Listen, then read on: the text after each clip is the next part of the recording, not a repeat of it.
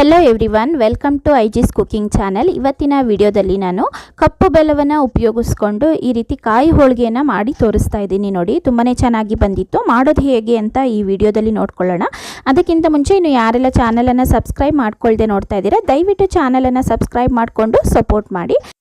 ಸಾಮಾನ್ಯವಾಗಿ ನಾವು ಹೋಳಿಗೆಯನ್ನು ಪ್ರಿಪೇರ್ ಮಾಡ್ಕೊಳ್ಳುವಾಗ ಬಿಳಿ ಬೆಲ್ಲವನ್ನು ಉಪಯೋಗಿಸ್ತೀವಿ. ಆದರೆ ನಾನು ಈ ಒಂದು ರೆಸಿಪಿ ವಿಡಿಯೋದಲ್ಲಿ ಕಪ್ಪು ಬೆಲ್ಲವನ್ನು ಉಪಯೋಗಿಸಿ ಮಾಡಿ ತೋರಿಸ್ತಾ ಇದ್ದೀನಿ.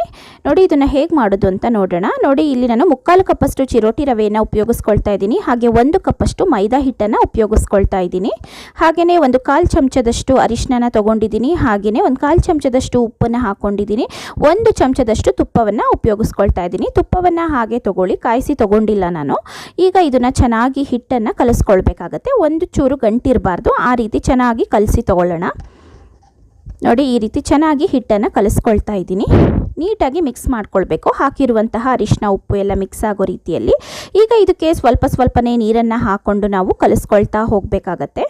ನೋಡಿ, ಈ ರೀತಿಯಾಗಿ ನಾನು ಕಲಿಸ್ಕೊಳ್ತಾ ಇದ್ದೀನಿ. ಚೂರೇ ನೀರನ್ನು ಹಾಕ್ಕೊಂಡು ಕಲಿಸ್ಕೊಳ್ಳಿ. ಎಷ್ಟು ನೀರಿನ ಕ್ವಾಂಟಿಟಿ ಬೇಕು ಅಂತ ಗೊತ್ತಾಗೋದಿಲ್ಲ. ನೋಡಿ, ಈ ರೀತಿ ಸ್ವಲ್ಪನೇ ನೀರನ್ನು ಹಾಕ್ಕೊಂಡು ನಾನು ಹದವಾಗಿ ಇದನ್ನು ಕಲಸಿ ತೊಗೊಳ್ತಾ ಇದ್ದೀನಿ. ಚಪಾತಿ ಹಿಟ್ಟಿಗಿಂತ ಸ್ವಲ್ಪ ಮೆತ್ತಗೆ ಕಲಿಸ್ಕೊಳ್ಬೇಕಾಗತ್ತೆ ಈ ಒಂದು ಹೋಳಿಗೆ ಹಿಟ್ಟನ್ನು. ನೋಡಿ, ಈ ರೀತಿ ಕಲಸಿ ತೊಗೊಳ್ತಾ ಇದ್ದೀನಿ. ಕೈಗೆ ಸ್ವಲ್ಪ ಎಣ್ಣೆನ ಹಚ್ಕೊಂಡು ಹಿಟ್ಟನ್ನು ಚೆನ್ನಾಗಿ ನಾದ್ಕೊಳ್ಬೇಕಾಗತ್ತೆ ಈ ರೀತಿಯಲ್ಲಿ. ನೋಡಿ, ಹಿಟ್ಟನ್ನು ನಾವೆಷ್ಟು ನಾದ್ಕೊಳ್ತೀವಿ ಅಷ್ಟು ಚೆನ್ನಾಗಿ ಬರುತ್ತೆ ಹೋಳಿಗೆ. ನೋಡಿ, ಈ ರೀತಿ ನಾದ್ಕೊಳ್ತಾ ಇದ್ದೀನಿ. ಈ ರೀತಿ ಮಾಡ್ಕೊಳ್ಳೋದ್ರಿಂದ ಹೋಳಿಗೆ ತುಂಬ ಸಾಫ್ಟಾಗಿ ಚೆನ್ನಾಗಿ ಬರುತ್ತೆ. ನೋಡಿ, ಈ ರೀತಿ ಮಾಡಿ ನಂತರ ಇದಕ್ಕೆ 2 ಸ್ಪೂನಷ್ಟು ಎಣ್ಣೆ ಹಾಕಿ ಇದನ್ನು ಇಟ್ಕೊಳ್ಳೋಣ. ಈ ರೀತಿ ಎಣ್ಣೆಯಲ್ಲಿ ನೆನೆಸ್ಕೊಳ್ಬೇಕು 1 ಗಂಟೆಗಳ ಕಾಲ ಹಿಟ್ಟನ್ನು. ಇದಕ್ಕೀಗ ಹೂರಣನ ರೆಡಿ ಮಾಡ್ಕೊಳ್ಳೋಣ. ಒಂದು ಮಿಕ್ಸಿ ಜಾರನ್ನು ತಗೊಂಡು ಇದಕ್ಕೆ ನಾನು ಈ ರೀತಿ ಕಟ್ ಮಾಡಿರುವಂತಹ ತೆಂಗಿನಕಾಯಿನ ಹಾಕ್ಕೊಳ್ತಾ ಇದ್ದೀನಿ. 1 ತೆಂಗಿನಕಾಯಿನ ನಾನು ಈ ರೀತಿ ಚಿಕ್ಕದಾಗಿ ಪೀಸ್ ಮಾಡಿ ತೊಗೊಂಡಿದ್ದೀನಿ. ಇದನ್ನು ಈಗ ನಾವು ಮಿಕ್ಸಿಯಲ್ಲಿ ಸಣ್ಣದಾಗಿ ಗ್ರೈಂಡ್ ಮಾಡಿ ತೊಗೊಳ್ಬೇಕಾಗತ್ತೆ. ನೋಡಿ, ಈ ರೀತಿ ಗ್ರೈಂಡ್ ಮಾಡಿ ತೊಗೊಂಡಿದ್ದೀನಿ. ಸಣ್ಣದಾಗಿ ಗ್ರೈಂಡ್ ಮಾಡಿ ತೊಗೊಳ್ಬೇಕಾಗತ್ತೆ. ನೋಡಿ, ಈ ರೀತಿಯಾಗಿ ಇರಬೇಕಾಗತ್ತೆ ನಾವು ಗ್ರೈಂಡ್ ಮಾಡಿರುವಂತಹ ಮಿಶ್ರಣ. ನೋಡಿ, ಇದೀಗ ಪರ್ಫೆಕ್ಟ್ ಇದೆ. ಈ ರೀತಿ ಗ್ರೈಂಡ್ ಮಾಡಿರೋದನ್ನು ಶಿಫ್ಟ್ ಮಾಡಿಕೊಂಡು ನಂತರ ಇರುವಂಥದ್ದನ್ನೆಲ್ಲ ಸಹ ನಾನು ಈ ರೀತಿಯಲ್ಲಿ ಮಾಡಿ ತೊಗೊಂಡಿದ್ದೀನಿ. ಈಗ ನಾವು ಪ್ರಮಾಣವನ್ನು ಅಳತೆ ಮಾಡಿ ತೊಗೊಳ್ಬೇಕಾಗತ್ತೆ. ನೋಡಿ, ಇಲ್ಲಿ 1 ಕಪ್ಪಷ್ಟು ಹಾಕ್ಕೊಂಡಿದ್ದೀನಿ. ಹಾಗೆ ಅದೇ ಒಂದು ಕಪ್ಪಳತೆಯ ಒಂದು ಬಟ್ಲಲ್ಲಿ ನೋಡಿ 2 ಕಪ್ಪಷ್ಟು ಹಾಕ್ಕೊಳ್ತಾ ಇದ್ದೀನಿ. ಅಳತೆ ಮಾಡಿ ಹಾಕ್ಕೊಳ್ಳಿ, ಬೆಲ್ಲ ತೊಗೊಳ್ಳಿಕ್ಕೆ ಉಪಯೋಗ ಆಗುತ್ತೆ. ಇಲ್ಲಿ 1/4 ಕಪ್ಪಷ್ಟು ಬೆಲ್ಲ, ಹಾಗೆ ಮತ್ತೆ 1/4 ಕಪ್ಪಷ್ಟು ತೊಗೊಂಡಿದ್ದೀನಿ. ಹಾಗೆ ಟೋಟಲ್ ಆಗಿ 1 ಕಪ್ಪಷ್ಟು ಕಪ್ಪು ಬೆಲ್ಲನ ಉಪಯೋಗಿಸ್ಕೊಳ್ತಾ ಇದ್ದೀನಿ. ಇಲ್ಲಿ ನಾನು ಉಪಯೋಗಿಸ್ಕೊಂಡಿರೋ ಅಂಥದ್ದು ಆರ್ಗ್ಯಾನಿಕ್ ಬೆಲ್ಲದ ಪುಡಿ. ಈ ರೀತಿ ಬೆಲ್ಲದ ಪುಡಿ ಇಲ್ಲ ಅಂದರೆ ಕಪ್ಪು ಬೆಲ್ಲ ಬರುತ್ತಲ್ವ, ಅದನ್ನು ನೀವು ಕುಟ್ಟಿ ಪುಡಿ ಮಾಡಿ ಈ ರೀತಿ ಹಾಕ್ಕೊಂಡು ಬೆಲ್ಲವನ್ನು ಕರಗಿಸ್ಕೊಂಡು ತೊಗೊಳ್ಳಿ. ತುಂಬ ಚೆನ್ನಾಗಿರುತ್ತೆ. ಕಪ್ಪು ಬೆಲ್ಲವನ್ನು ಇಷ್ಟಪಡೋವಂಥವ್ರು ತುಂಬ ಜನ ಇರ್ತಾರೆ. ಈ ರೀತಿ ಕಪ್ಪು ಬೆಲ್ಲದಲ್ಲೂ ಸಹ ನಾವು ಕಾಯಿ ಹೋಳಿಗೆಯನ್ನು ಮಾಡ್ಕೊಳ್ಬೋದು, ಚೆನ್ನಾಗಿ ಬರುತ್ತೆ. ಅದೇ ರೀತಿ ಮಾಡಿ ತೋರಿಸ್ತಾ ಇದ್ದೀನಿ. ನೋಡಿ, ಈಗ ಕುದಿ ಸ್ಟಾರ್ಟ್ ಆಗ್ತಾ ಇದೆ. ಈ ರೀತಿ ಚೆನ್ನಾಗಿ ಕುದಿ ಬರಬೇಕು. ಇದು ಒಂದೆಳೆ ಪಾಕ ಬರೋ ತನಕ ಚೆನ್ನಾಗಿ ಕುದಿಸ್ಕೊಳ್ಬೇಕಾಗತ್ತೆ. ಈಗ ನಾನು ಇದನ್ನು ಬೆಲ್ಲನ ಚೆನ್ನಾಗಿ ಕರಗಿಸ್ಕೊಂಡಿದ್ದೀನಿ ಅಷ್ಟೇ, ಇನ್ನೂ ಇದು ಪಾಕ ಬಂದಿಲ್ಲ. ಹಾಗಾಗಿ ಇದನ್ನು ಸೋಸ್ಕೊಂಡು ತೊಗೊಳ್ಳೋಣ. ನೋಡಿ, ಈ ರೀತಿ ಶೋಧಿಸ್ಕೊಳ್ತಾ ಇದ್ದೀನಿ ಬೇರೆ ಒಂದು ಪಾತ್ರೆಗೆ. ಈ ರೀತಿ ಶೋಧಿಸ್ಕೊಳ್ಳೋದ್ರಿಂದ ಏನೇ ಒಂದು ಕಸ ಕಡ್ಡಿ ಯಾವುದು ಸಹ ಇಲ್ಲದೆ ಇರೋ ರೀತಿಯಲ್ಲಿ ನಾವು ಇದನ್ನು ಫಿಲ್ಟರ್ ಮಾಡಿ ತೊಗೊಳ್ಬಹುದು. ನೋಡಿ, ಈಗ ಆಗಿದೆ. ಈಗ ಇದನ್ನು ಪಾಕ ಬರೋ ತನಕ ಚೆನ್ನಾಗಿ ಬಿಡೋಣ. ಒಂದೆಳೆ ಪಾಕ ಬರಬೇಕು ಅಷ್ಟೇ, ಜಾಸ್ತಿ ನಾವು ಪಾಕ ಮಾಡ್ಕೊಳ್ಬಾರ್ದು. ನೋಡಿ, ಈ ರೀತಿ ಕೈಗೆ ಅಂಟ್ಕೊಂಡ್ರೆ ಸಾಕಾಗತ್ತೆ. ನೋಡಿ, ಅದೇ ಒಂದು ಏನು ಸ್ಪೂನ್ ಇದೆ, ಆ ಒಂದು ಸ್ಪೂನಲ್ಲಿ ಈ ರೀತಿ ಹೇಳಿದ್ರೆ ಗಟ್ಟಿಯಾಗಿ ಅಂಟಂಟಾಗಿ ಬರಬೇಕಾಗತ್ತೆ. ಆಗ ಇದು ಪರ್ಫೆಕ್ಟ್ ಇದೆ ಅಂತ ಅನಿಸುತ್ತೆ ನಮಗೆ. ಈಗ ನಾವು ಇಟ್ಕೊಂಡಿರುವಂತಹ ತೆಂಗಿನಕಾಯಿ ತುರಿಯನ್ನು ಈಗ ಹಾಕ್ಕೊಳ್ಬಹುದು. ನೋಡಿ, ಈ ರೀತಿ ಚೆನ್ನಾಗಿ ಹಾಕ್ಕೊಂಡು ಕೈ ಬಿಡದಲ್ಲೇ ಮಿಕ್ಸ್ ಮಾಡ್ತಾನೆ ಇರಬೇಕಾಗತ್ತೆ. ತಳ ಹಿಡಿಲಿಕ್ಕೆ ನಾವು ಬಿಡಬಾರ್ದು. ನೋಡಿ, ಈ ರೀತಿ ಮಾಡ್ಕೊಳ್ತಾ ಇದ್ದೀನಿ. ಹೂರ್ಣ ಕಲರ್ ಕಪ್ಪು ಬೆಲ್ಲ ಆಗಿರೋದ್ರಿಂದ ಈ ರೀತಿಯಾಗಿ ಬಂದಿದೆ. ಹಾಗೆಯೇ ಏಲಕ್ಕಿ ಪೌಡರನ್ನು ಮಿಶ್ರಣ ಮಾಡ್ಕೊಳ್ತಾ ಇದ್ದೀನಿ. ಈ ರೀತಿ ಚೆನ್ನಾಗಿ ತಿರುಗಿಸ್ಕೊಳ್ತಾನೆ ಇರಿ. ಈ ರೀತಿ ಮಾಡ್ಕೊಳ್ಳೋದ್ರಿಂದ ತುಂಬಾ ಟೇಸ್ಟಿಯಾಗಿ ಚೆನ್ನಾಗಿ ಬರುತ್ತೆ ಫ್ರೆಂಡ್ಸ್. ತುಂಬ ಗಟ್ಟಿಯಾಗೋ ತನಕ ನಾವು ಇದನ್ನು ಕುದಿಸ್ಕೊಳ್ಬಾರ್ದು.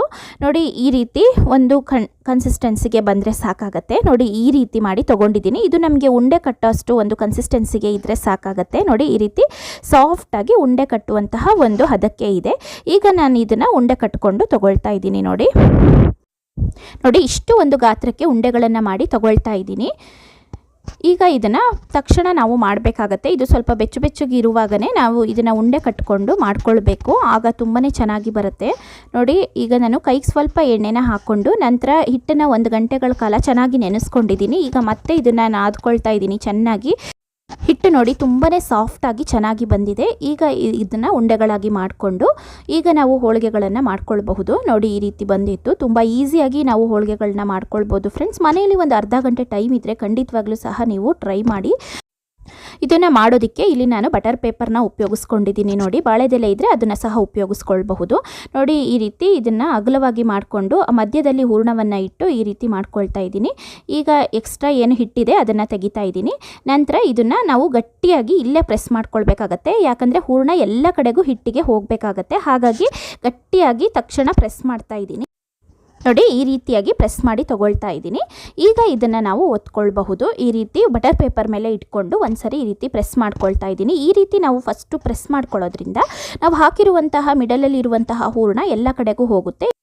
ಈಗ ಕೈಯಲ್ಲಿ ಒತ್ಕೊಳ್ಳೋಕ್ಕಾಗಲ್ಲ ಅನ್ನೋ ಅಂಥವ್ರು ಈ ರೀತಿ ಒಂದು ಪ್ರೆಸ್ಸರ್ನ ತೊಗೊಂಡ್ಬಿಟ್ಟು ಈ ರೀತಿ ಪ್ರೆಸ್ ಮಾಡ್ತಾ ಬನ್ನಿ.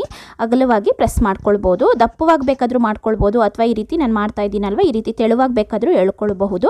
ಬಟರ್ ಪೇಪರ್ ಅಥವಾ ಬಾಳೆದೆಲೆ ಇದ್ದರೆ ತುಂಬಾ ಈಸಿ ಆಗುತ್ತೆ. ನಾವು ಎಷ್ಟು ಅಗಲ ಮಾಡಿದರೂ ಸಹ ಚೆನ್ನಾಗಿ ಹಂಚ್ ಮೇಲೆ ಹಾಕ್ಕೊಳ್ಬಹುದು. ನೋಡಿ ಈ ರೀತಿ ತೆಳುವಾಗೇ ಮಾಡಿ ತೊಗೊಂಡಿದ್ದೀನಿ. ತುಂಬ ಚೆನ್ನಾಗಿ ಬಂದಿದೆ. ಸೈಡಲ್ಲೂ ಸಹ ಎಲ್ಲ ಕಡೆಗೂ ಹೂರಣ ಹೋಗಿದೆ. ಈಗ ಹಂಚು ಬಿಸಿಯಾಗಿದೆ. ಬಿಸಿಯಾಗಿರುವಂತಹ ಹಂಚು ಮೇಲೆ ಹಾಕ್ತಾ ಇದ್ದೀನಿ. ನೋಡಿ ಈ ರೀತಿ ಬರುತ್ತೆ. ಎರಡು ಸೈಡಿಂದ ಈ ರೀತಿ ಮಾಡಿಕೊಂಡು ಹುಷಾರಾಗಿ ತೆಗಿಬೇಕಾಗುತ್ತೆ. ಬಟರ್ ಪೇಪರ್ ಅಥವಾ ಬಾಳೆದೆಲೆ ಯಾವುದೇ ಇರಲಿ ಈ ರೀತಿ ತೆಗೀರಿ. ನೋಡಿ ಈಗ ಎರಡು ಸೈಡು ಚೆನ್ನಾಗಿ ಬಿಸಿಯಾಗಿರುವಂತಹ ಹಂಚು ಮೇಲೆ ಬೇಯಿಸಿ ತಗೊಳ್ಳಿ. ತುಂಬ ಚೆನ್ನಾಗಿ ಬರುತ್ತೆ. ನಾವು ಅಲ್ಲೇ ನಿಂತ್ಕೊಂಡು ಎರಡೂ ಸೈಡು ಈ ರೀತಿ ತಿರುಗಿಸಾಕಿ ಬೇಯಿಸ್ಕೊಳ್ಬೇಕಾಗತ್ತೆ. ನಾವು ಈ ರೀತಿ ಹೋಳಿಗೆಗಳನ್ನ ಬೇಯಿಸ್ಕೊಳ್ಳುವಾಗ ಇಲ್ಲಾಂದರೆ ಕಪ್ಪಾಗುವಂಥ ಚಾನ್ಸಸ್ ಇರುತ್ತೆ. ನೋಡಿ ಈಗ ಒಂದು ನಿಮಿಷ ಆದ ನಂತರ ನಾನು ಈ ರೀತಿ ತಿರುಗಿಸಿ ಹಾಕ್ಕೊಂಡಿದ್ದೀನಿ. ಈ ರೀತಿ ಎಣ್ಣೆ ಅಥವಾ ತುಪ್ಪ ಬೆಣ್ಣೆ ಏನು ಬೇಕಾದರೂ ಹಾಕ್ಕೊಳ್ಬಹುದು. ನೋಡಿ ತುಪ್ಪ ಹಾಕಿದರೆ ಟೇಸ್ಟು ತುಂಬಾ ಚೆನ್ನಾಗಿರುತ್ತೆ ಕಾಯಿ ಹೋಳಿಗೆಗೆ. ನಾನು ಈ ರೀತಿ ತಿರುಗಿಸಿ ಹಾಕ್ಕೊಂಡು ಎರಡೂ ಸೈಡು ಬೇಯಿಸ್ಕೊಳ್ತಾ ಇದ್ದೀನಿ. ಮೀಡಿಯಮ್ ಫ್ಲೇಮಲ್ಲಿ ಗ್ಯಾಸನ್ನು ಇಟ್ಕೊಂಡು ಚೆನ್ನಾಗಿ ಬೇಯಿಸ್ಕೊಳ್ಳಿ.